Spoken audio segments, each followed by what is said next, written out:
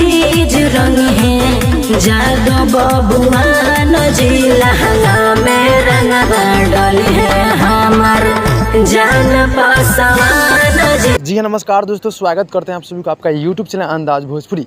जी बता दूं कि भोजपुरी गायक रमेश रसमय जी का एक होली का गाना रिलीज हुआ जो कि काफ़ी गजब का है, जो कि ये दूसरा होली का गीत है और कई सारा गीत यानी कि शूटिंग चल रहा है। जी हाँ दोस्तों, इस गाने के बारे में बहुत बड़ा इन्फॉर्मेशन देने वाले, तो आप लोग वीडियो को शुरू से लेकर लास्ट तक देखिएगा और चैनल पर नहीं चैनल कर दीजिएगा सब्सक्राइब। जी हाँ दोस्तों, लहंगा रंगी है पासवान जी, जो कि गाना पूरी तरह से हाई लेवल का है। रमेश रसमिया और नेहा राज की आवाज़ में गाना पूरी तरह से बवाल होने वाला है। जी हाँ दोस्तों, फाइनली ऑडियो सॉन्ग तो आ चुका है, जो कि आज से एक दिन पहले गाना आया है ऑडियो सॉन्ग, और मैं गाने को बाद में प्रमोशन कर रहा हूँ। जी हाँ दोस्तों, तो बता दूं कि होली का बहुत ही स्पेशल सॉन्ग है, जो कि ये गाना बहुत ही गजब, बहुत ही हाई लेवल का है।